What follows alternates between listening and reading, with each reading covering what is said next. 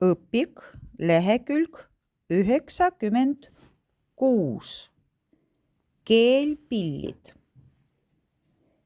Keelpillidel tekib heli, kui keelt sõrmitseda või poognaga tõmmata.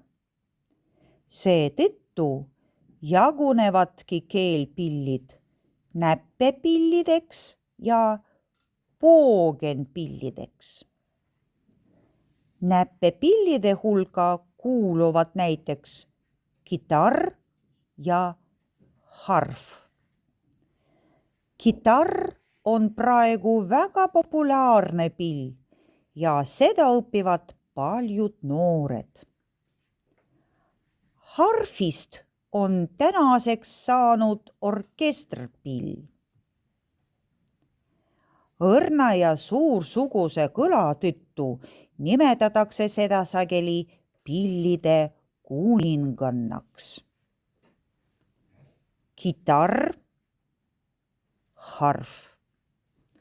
Õpik, lehekülg 97. Viiul, viola, cello ja kontrabass. Poogenpillid on välimuselt sarnased ja neil kõigil on 4 keelt.